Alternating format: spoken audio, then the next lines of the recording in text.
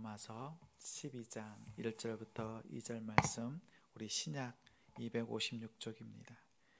신약 256쪽 로마서 12장 1절부터 2절 말씀입니다.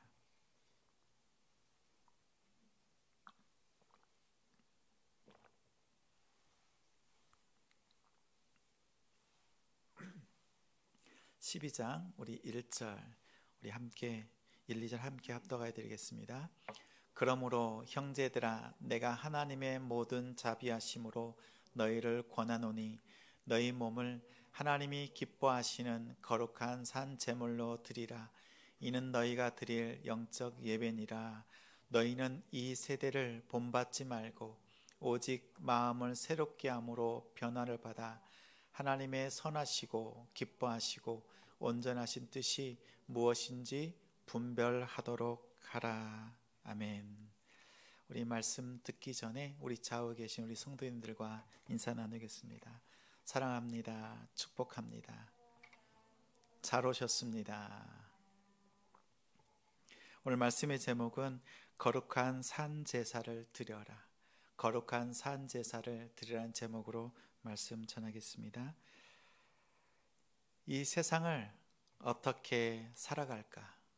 또 어떻게 살면 잘 사는 것일까? 그래서 많은 세상의 사람들은 이렇게 말합니다. 또 이렇게 생각합니다.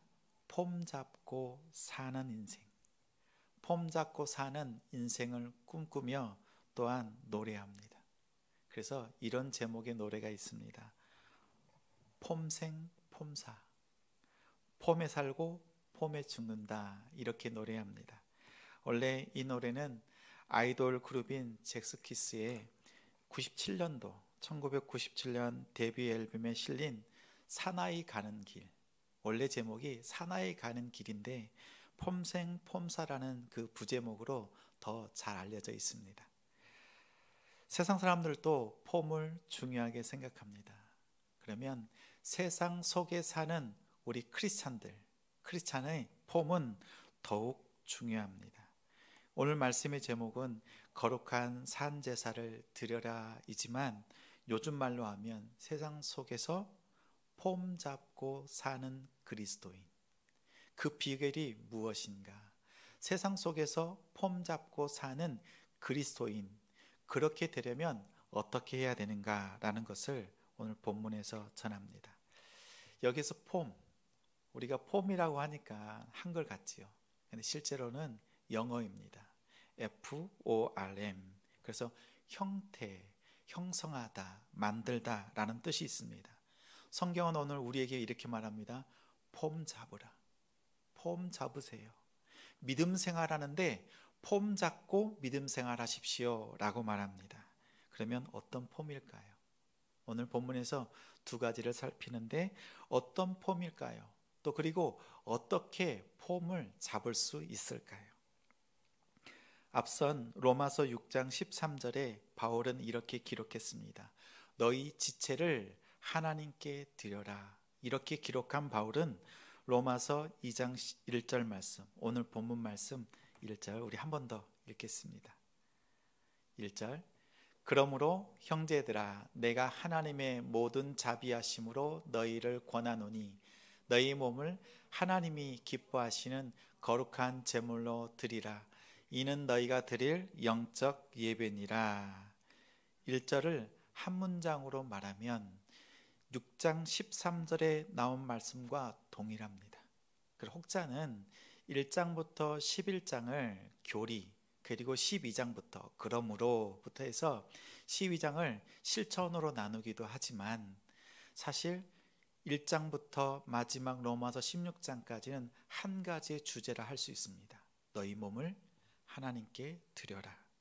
그리고 12장 1절은 너희 몸을 제물로 하나님께 드려라, 이렇게 말씀합니다. 그런데 이 말씀을 조금 더 쉽게 또 찾아보면 로마서 15장 16절 말씀 우리 함께 찾아서 읽겠습니다. 15장 16절입니다. 15장 16절 함께 했습니다.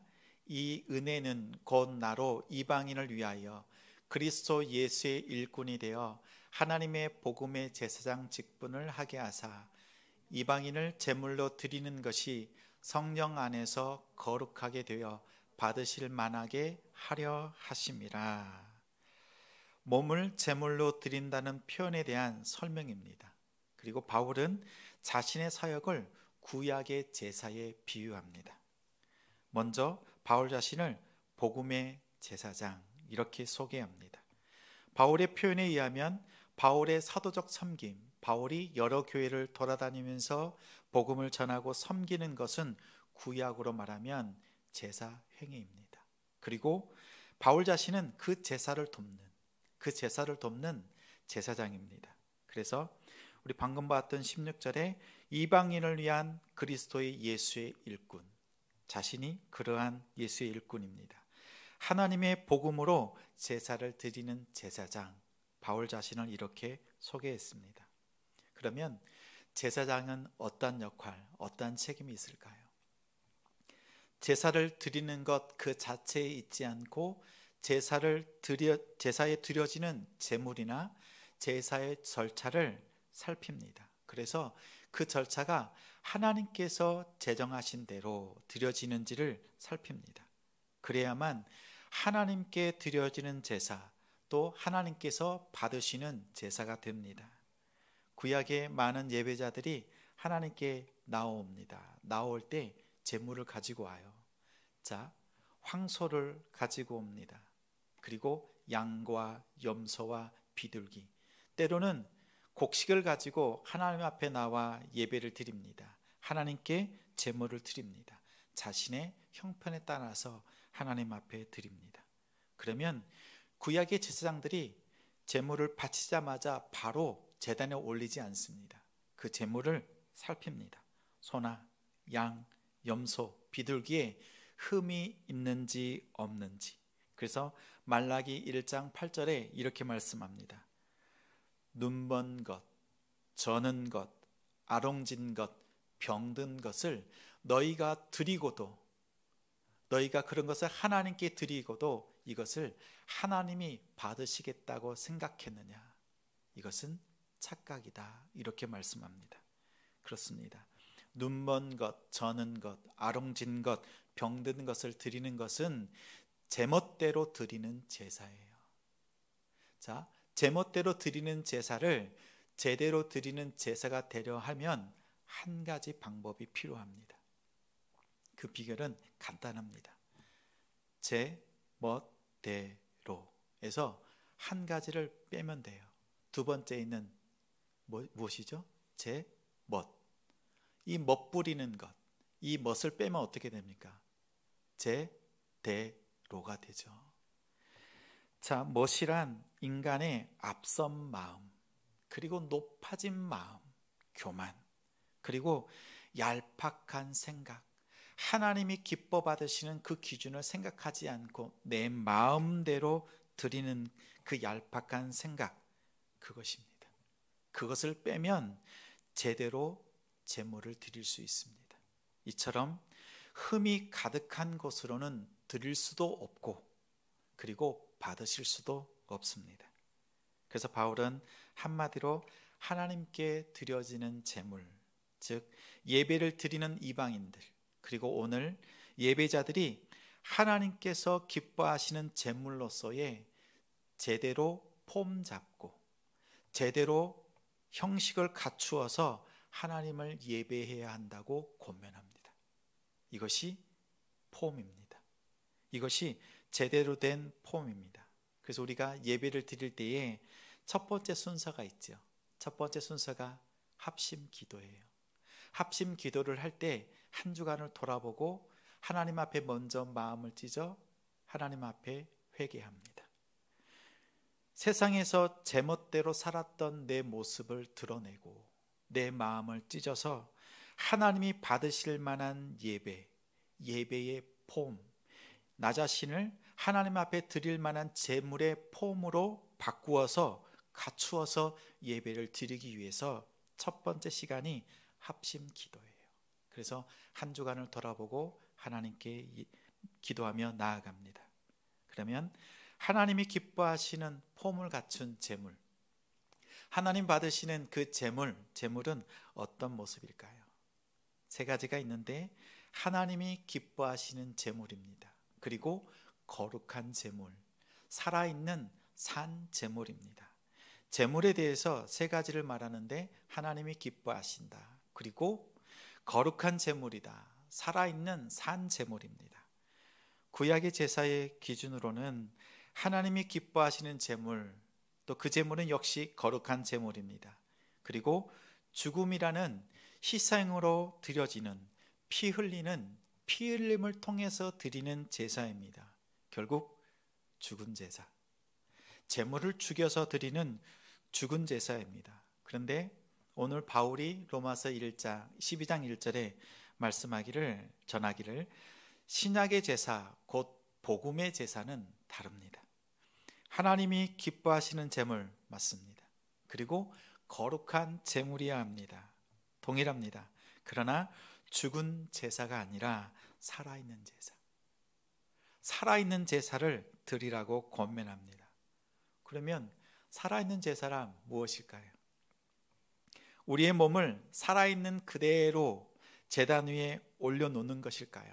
마치 모리아 산에서 아브라함이 살아있는 이삭을 제단에 올리는 것처럼 산채로 하나님 앞에 드리라는 것일까요? 우리가 갖고 있는, 우리의 몸을 가지고 있는, 이 몸을 가지고 살아가는 삶의 전체를 하나의 제물처럼, 우리의 삶 전체를 하나의 제물처럼 하나님께 드리라는 뜻입니다. 또한 우리가 산 제물을 드릴 수 있는 이유가 있습니다. 그 이유는 예수 그리스도께서 나와 우리를 대신해서 십자가에 죽으시고 죄와 허물로 죽은 우리를 위하여 죽으시고 우리를 살려내셨습니다.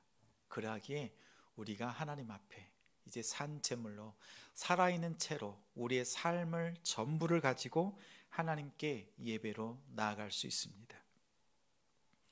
그러하기 때문에 우리의 삶은 그까짓 대충 살아도 되는 것이 아니라 오히려 더 거룩해야 하며 또 하나님께서 받으실 만한 거룩한 폼을 갖추고 나아가야 합니다. 하나님의 뜻에 맞지 않는, 그리고 거룩하지 못한 제사, 죽은 제사는 하나님 앞에 가증한 것입니다. 거룩한 삶의 제사가 성도들이 드릴 폼, 영적 예배입니다. 이 영적 예배를 헬라어로 로기코스 라트레이아 이렇게 말합니다.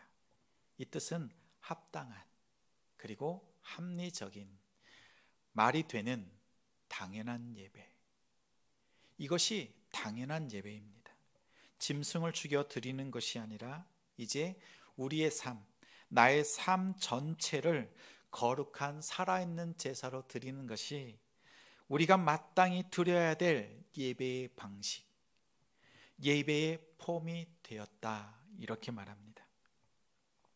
우리가 세상에서 막 살다가 주일에 거룩한 예배를 드리러 오는다는 뜻이 아니지요. 세상에서도 또 오늘 주일에 드리는 이 예배도 모두 다 거룩한 예배가 되어야 합니다. 힘주어서 말합니다. 오늘과 같은 오늘에 드리는 이 주일에 드리는 공적 예배는 일주일간 드리는 삶의 예배의 원동력이자 절정이 되어야 합니다. 최고의 예배로 드리는 공적 예배가 되어야 합니다.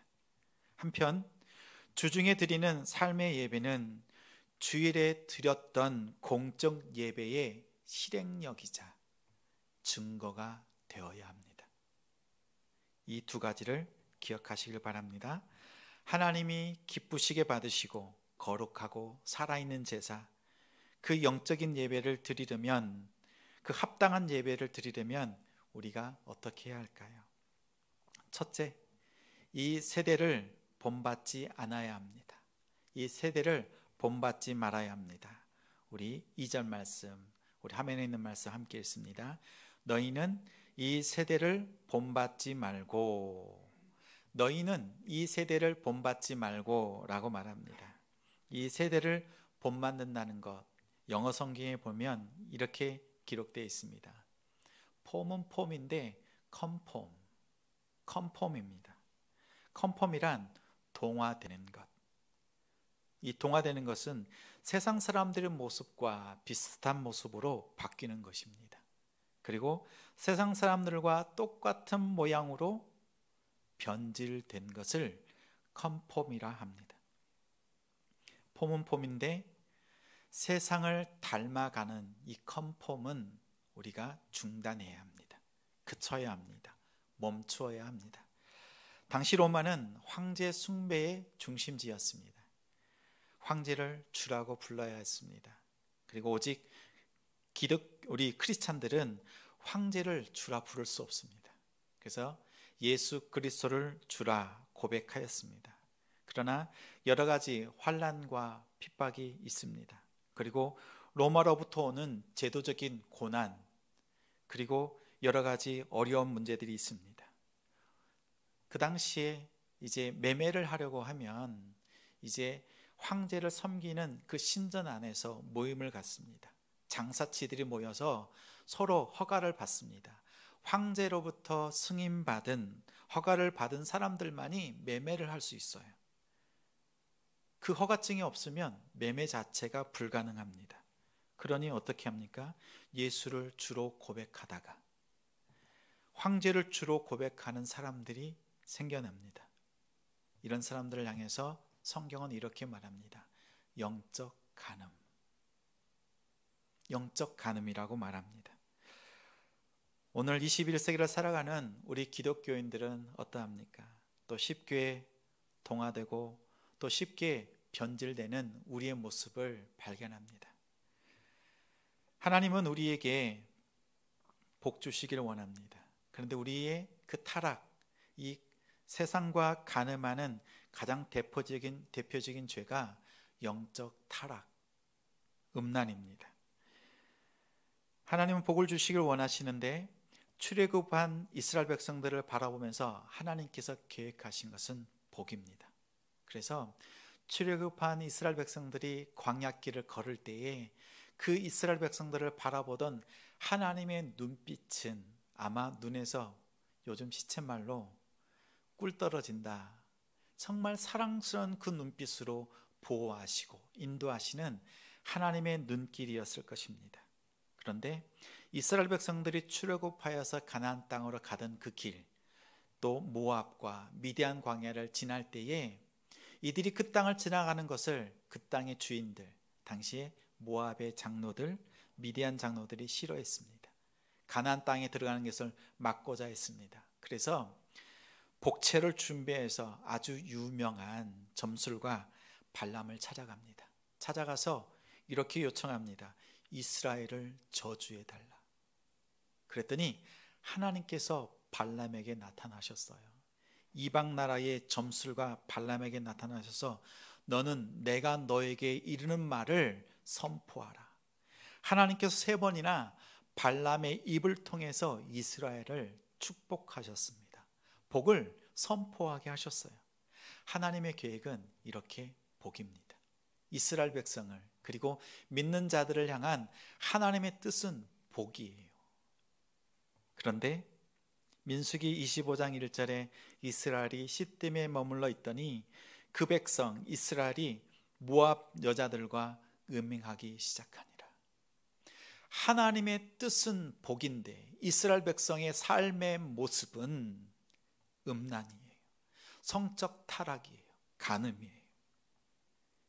이스라엘이 모압 여인들과 음행하여 할 때에 하나님이 주시는 발람을 통해서 선포한 그 축복이 다른 복이 되었습니다. 하나님은 복을 주시는데 축복해 주시는데 또 다른 복이 있어요. 그 복은 보복입니다. 우리 믿음의 가정들이 무너지는 가장 큰 이유 중에 하나가 성적 타락, 음란이기도 합니다. 이 성적 타락과 음란이 세상에 있는 것이 아니라 우리 안에도 깊숙이 들어와 있어요. 오늘 매스컴에도 적지 않게 이러한 일들이 매스컴에 탑니다. 그때마다 세상이 교회를 걱정하는 시대입니다. 사탄은 우리 인생의 연약함을 너무나 잘 알고 있습니다. 어떻게 하든지 우리가 하나님 앞에 드려지는 거룩한 제물이어야 하는데 사탄은 우리를 흠집내려고 합니다. 어떻게 하든지 흠집을 내어서 하나님께 드릴 수 없는 제물, 그리고 하나님께서 받으실 수 없는 제물이 되려고 혈안입니다. 우리는 영적으로 깨어 우리는 이 사단과 싸워 이겨야 합니다. 요한일서 2장 16절에 이렇게 말씀합니다. 세상에 있는 모든 것이 육신의 정욕과 안목의 정욕과 이생의 자랑이니 다 아버지께로부터 온 것이 아니요 세상으로부터 온 것이라. 육신의 정욕, 안목의 정욕, 이생의 자랑, 이 모든 것들이 하나님이 주신 것이 아니라 세상으로부터 온 것, 성경은 분명히 밝히 말하였습니다. 세상으로부터 본받지 말고 세상의 모든 것을 물리칠 수 있는 우리의 믿음이 되길 소망합니다. 컨펌은 변화가 아니라 변질입니다. 오직 세상을 배척하고 하나님을 가까이 하는 우리가 되기를 소망합니다. 거룩한 산 제사를 드리려면 둘째, 마음을 새롭게 하여 변화를 받아야 합니다.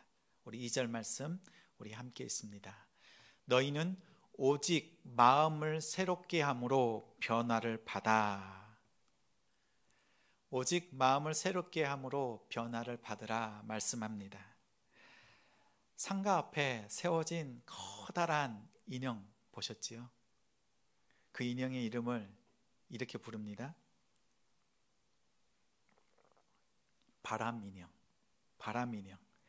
바람이 빠지면 축 처져서 바닥에 있다가도 바람이 불어넣으면, 바람이 공급되면 어느새 원래 있었던 그 모습, 커다란 거인으로 싹 자라더니 양팔을 흔들고 몸을 흔들리면서 상가 앞을 지킵니다. 그렇게 광고를 하고 있죠. 이 모습을 보고 있노라면 이런 생각이 들었습니다. 하나님께서 진흙으로, 찰흙으로 토기 인형 하나를 만드셨습니다. 그 토기 인형의 이름은 아담입니다. 아담의 코에 생기를 불어넣자 하나님의 형상, 그리고 하나님과 똑 닮은 꼴의 모습으로 변화하였습니다. 그것 또한 폼입니다. 폼. 이 폼을 영어 성경에는 트랜스폼, 변화되었다 이렇게 말씀합니다. 이 트랜스폼, 이 변화는 모든 것의 핵심이 마음의 변화에 달려 있습니다. 그런데 이 마음의 변화를 받아들이지 않는 크리스찬들이 많습니다. 그들은 여전히 세상의 사고방식대로 생각하면서 내가 이렇게 세상의 방법대로 살아가지만 나 자신은 그리스도인으로서 예수님의 그 기준에 부응할 것이라고 생각합니다. 생각은 세상인데 생각은 주님인데 몸은 세상에 있어요. 그러면서 하나님께서 받아주실 것이라고 생각합니다. 그런데 마음의 변화, 삶의 변화가 없습니다. 마음의 변화는 언제 오는지 이렇게 요약해서 말씀드립니다. 자신의 악한 행실을 죽이고 나면 예기치 않은 방법으로 성령의 역사를 통해서 우리에게 찾아오는 생명, 그것이 새 생명, 그것이 마음의 변화입니다. 오늘 동화 하나를 소개해 드리고자 합니다.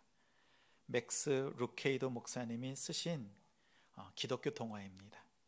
너는 특별하단다. 이 동화를 가지고 어린이 뮤지컬로 보았습니다. 주인공은 펀치넬로입니다. 웬믹이라고 하는 그 마을에는 많은 인형들이 모여서 삽니다. 그 인형을 만든 사람은 엘리 목수 아저씨입니다. 여러 인형들이 모여서 사는데 이 마을에 규칙이 하나 있어요. 착한 일을 하면 별을 붙여줍니다. 몸에다가 별을, 금별을 붙여줘요. 그리고 나쁜 일, 그리고 실수하거나 잘못된 일, 그릇된 일을 하면 몸에 검은 점, 똥점 스티커를 붙입니다. 그래서 그 인형들은 하나같이 열심히 애를 씁니다. 뭘 받으려고요? 금별을 받으려고 애씁니다. 그런데 또 안 좋은 일이 생기면 어떻게 해요? 똥점을 받죠. 검은 점을 받습니다. 그래서 저마다 별을 받으려고 애쓰고 또 별을 많이 받은 인형이 최고의 인기쟁이가 됩니다. 그런데 오늘 주인공의 펀치넬로는요, 검은 스티커가 가득 붙어 있습니다. 똥점이 가득 붙어 있어요. 그는 보잘것없고 얼굴도 못생겼고 키도 작고 잘하는 것도 없습니다. 하는 것마다 실수투성이, 넘어지고 깨지고, 그러니 주변에 있는 많은 친구 인형들이 달려와서요, 이 펀치넬로 몸에 깔깔깔 호호 거리면서 똥점을 붙이기 시작합니다. 검은 점들을 붙입니다. 그랬더니 점점 자신감을 잃어가고 소외되고 왕따 당하는 펀치넬로입니다. 그런데 어느 날 그 마을에 루시아라고 하는 예쁜 인형 친구가 지나갑니다. 펀치넬로가 그 루시아라고 하는 이 친구를 만났습니다. 그런데 신기했어요. 그 루시아라고 하는 그 친구 인형의 몸에 똥점이 하나도 없어요. 검은 점이 하나도 없어요. 또 금별 또한 하나도 없는 거예요. 금별을 붙이려고 해도 붙질 않습니다. 검은 점, 똥점을 붙이려고 해도 붙질 않아요. 이야, 신기하다. 어떻게 그럴 수 있느냐라고 해서 물었습니다. 그랬더니 루시아가 말합니다. 저 언덕 위에 엘리 목수 아저씨가 사는데 내가 그 엘리 목수 아저씨를 만나고 난 뒤부터는 내 몸에 별도 똥점도 붙지 않아? 너도 엘리 목수 아저씨를 찾아가 봐. 동네에서는 소문이 났습니다. 그 엘리 목수 아저씨를 만나면 잡혀서 죽는다고. 그래서 두려웠습니다. 그러나 루시아가 알려준 대로 엘리 목수 아저씨를 찾아갔습니다. 두려운 마음에 찾아갔지만 엘리 목수 아저씨로부터 엄청난 이야기를 듣습니다. 엘리 목수 아저씨가 펀치넬로에게 이렇게 말합니다. 내가 너를 만들었단다. 너는 별이나 똥점에 영향받는 인형이 아니야. 저 아랫말의 인형들처럼, 그 아랫말의 친구들처럼 그들을 부러워하거나 따라하지 말고 내가 너를 만든 목적대로 행복하게 살아라. 펀치넬로야, 나는 너를 사랑한다. 펀치넬로야, 나는 너를 사랑한다. 엘리 목수 아저씨를 만난 펀치넬로는 세상 마을 사람들이 자신을 어떻게 보든지 상관없다는 것을 깨달았어요. 그 마음이 변화되었어요. 그러자 자신의 몸에 붙어있던 수많은 검은 점들, 똥점이 하나둘 떨어졌습니다. 오늘 이 시간 여러분에게 묻습니다. 여러분의 몸에 얼마나 많은 금별이 붙어 있습니까? 한번 지금 살펴보십시오. 또 얼마나 많은 검은 점, 똥점이 붙어 있습니까? 그동안 금별을 붙이려고 엄청 애쓰셨죠. 실수하지 않으려고 애쓰셨죠. 그러나 금별을 붙이기도 하고 때로는 그렇게 싫었던 검은 점, 똥점이 내 몸에 가득 붙어 있습니다. 붙어 있는 별이 많을수록, 붙어 있는 똥점이 많을수록 그만큼 내가 세상을 향하여서 애썼다, 변질되었었다는 뜻입니다. 이 별과 똥점에 영향받지 않는 비결은 나를 지으신 여호와 하나님을 만나는 데 있습니다. 여호와 하나님을 만나면 내 마음에 변화가 생깁니다. 나를 지으신 목적이 분명합니다. 이사야서 43장 21절 말씀에 이 백성은 내가 나를 위하여 지었나니 나의 찬송을 부르게 하려 함이니라 말씀합니다. 다시 한번 말씀으로 전합니다. 이 백성, 나의 백성은 내가 나를 위하여 지었나니 나의 찬송을 부르게 하려 함이니라. 그렇습니다. 우리는 사회에서, 세상에서 보면 부적응자, 또 군대로 말하면 관심사병처럼 보입니다. 우리는 세상 속에서 부적응자처럼 보일 수 있으나 이 땅에서 하나님 나라에 적응한 모범생입니다. 기억하십시오. 우리는 하나님 나라에 적응한 모범생입니다. 또 우리는 세상 속에서 불안한 관심의 대상자처럼 보일 수 있지만 이 세상에서 하나님의 사랑의 관심을 한 몸에 받고 있는 존재입니다. 하나님의 사랑을 한 몸에 받고 있는 존재. 우리가 하나님을 만나면 이 마음의 변화, 이 비밀을 깨닫습니다. 마음을 새롭게 하십시오. 세상을 향한 방법을 내려놓고 마음을 새롭게 하여서 내 안에 일그러진 그리스도의 형상을, 하나님의 형상을 일깨우시고 또한 회복하는 우리 되기를 소망합니다. 하나님의 형상을 회복하는 비결은 딱 하나예요. 성령 하나님의 도우심이 없이는 회복될 수 없습니다. 성령 하나님께서 내 안에 있는 죄를 깨닫게 하시고, 그리고 통회하지 않고서는 견딜 수 없는 그 마음을 부으셔서 나의 도덕적인 죄뿐만 아니라 나의 존재 자체가 하나님 앞에 설 수 없는 죄인이라는 것을 깨닫게 하는 그 회개를 통해서 우리는 회복을 경험합니다. 그것을 컨폼 이렇게 말합니다. 변화됩니다. 하나님의 뜻대로 지으신 하나님의 형상대로 변화하는, 회복되는 우리 되기를 주님의 이름으로 축원합니다. 그러면 산제사를 또 드리려면 우린 셋째로 하나님의 뜻이 무엇인지 분별해야 합니다. 2절 말씀 함께 읽습니다. 너희는 오직 마음을 새롭게 함으로 변화를 받아. 그렇습니다. 하나님의 선하시고 기뻐하시고 온전하신 뜻을 깨닫기 위해서, 그리고 우리 분별하도록 나아가야 합니다.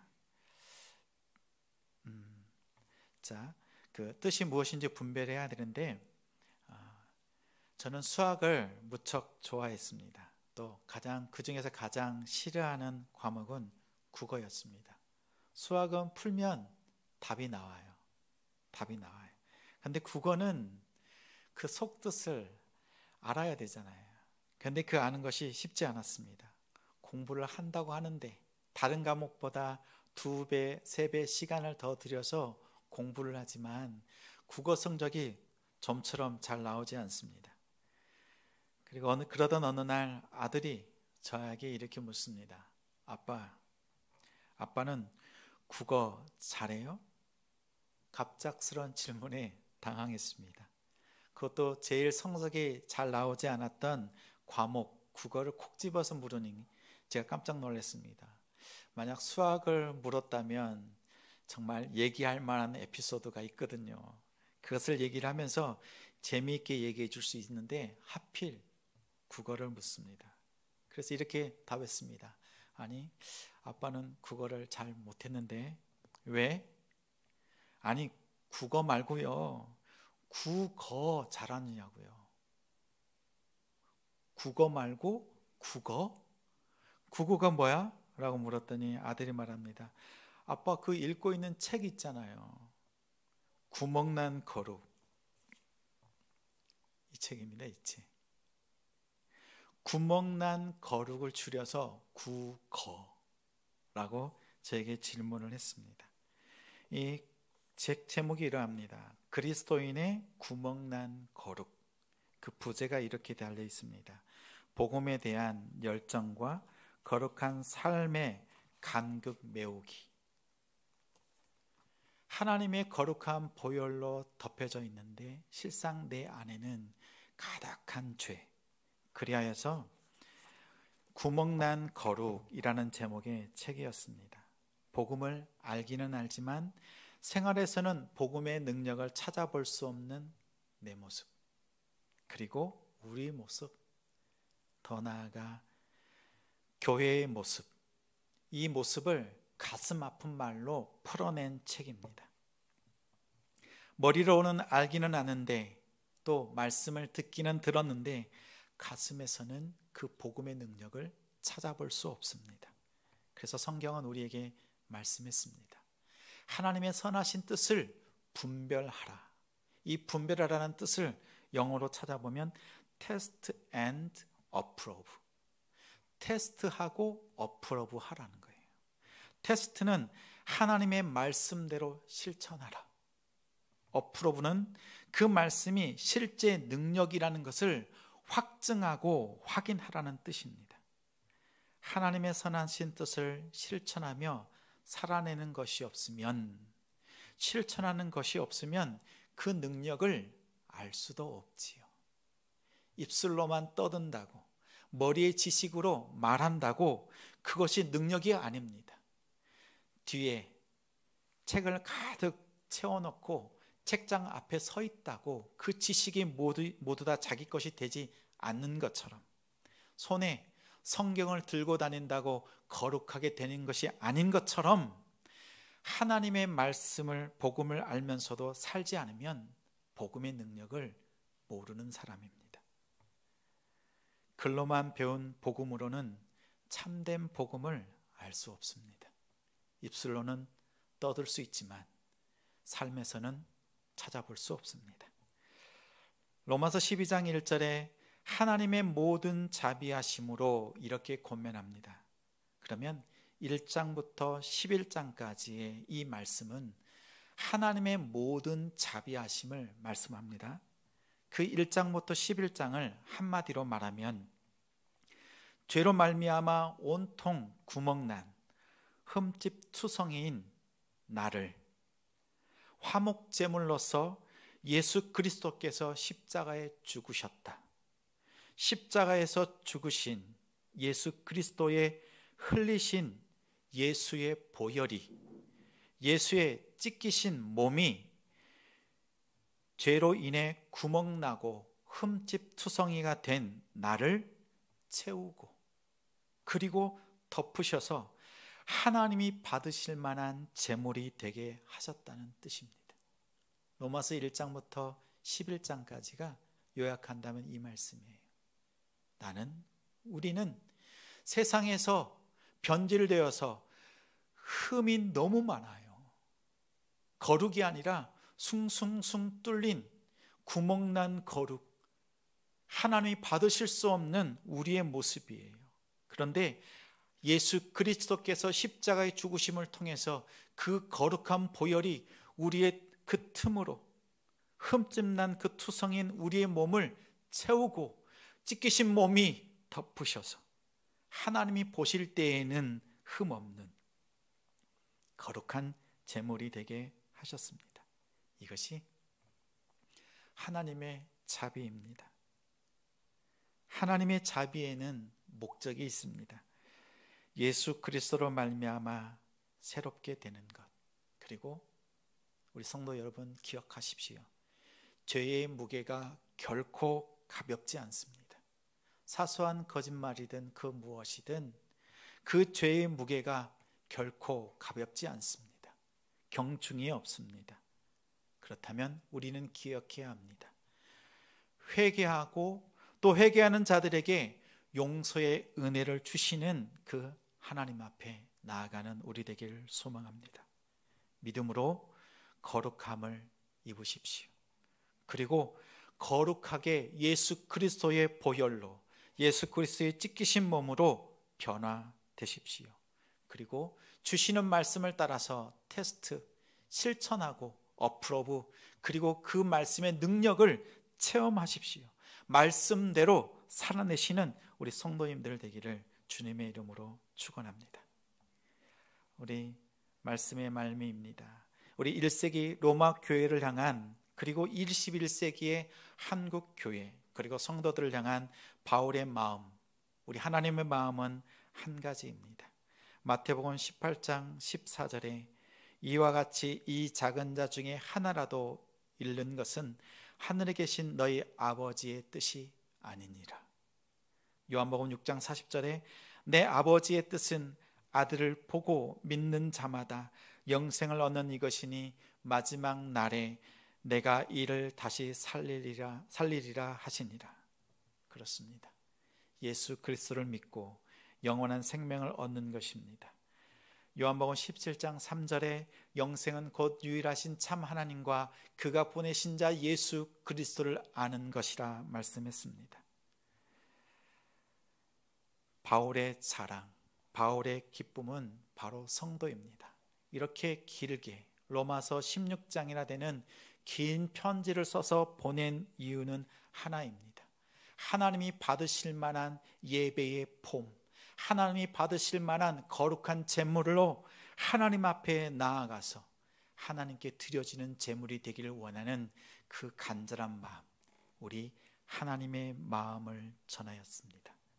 오늘 이 시간 우리 마지막 우리 말씀 함께 찾아서 읽겠습니다.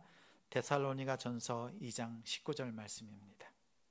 데살로니가 전서 2장 19절, 우리 화면을 보고 따라 하셔도 좋겠습니다. 우리 데살로니가전서 2장 19절 함께 읽습니다. 우리의 소망이나 기쁨이나 자랑의 면류관이 무엇이냐? 그가 강림하실 때 우리 주 예수 앞에 너희가 아니냐? 너희는 우리의 영광이요 기쁨이니라. 바울에게 있어서 영광과 기쁨은 변화된 성도, 하나님이 기뻐 받으시는 모습으로 변화되어서 하나님의 능력 가운데 살아가는 성도의 모습이었습니다. 저 역시 우리 남동탄 지성교회 성도님들이 저의 소망이자 기쁨이자 자랑의 면류관이자 영광입니다. 10명의 성도님들을 정말 사랑하고 또한 자랑합니다. 우리 성도님들이 하나님이 기뻐하시는 제물의 폼을 회복하여서 하나님이 기뻐하시는 예배의 삶을 살아드리는 우리 성도님들 되기를 예수님의 이름으로 축원합니다. 말씀을 정리합니다. 거룩한 제사를 드리려면 첫째, 이 세대를 본받지 말아야 합니다. 컨폼은 안 됩니다. 둘째, 마음을 새롭게 하여 변화를 받으십시오. 트랜스폼. 셋째, 하나님의 뜻을 분별하십시오. 테스트하십시오. 실천하십시오. 어프로브, 그리고 확인하고 증명하십시오. 이렇게 하나님 앞에 거룩한 산 제사를 드리는 우리 한 사람 한 사람 가정 되기를 주님의 이름으로 축원합니다.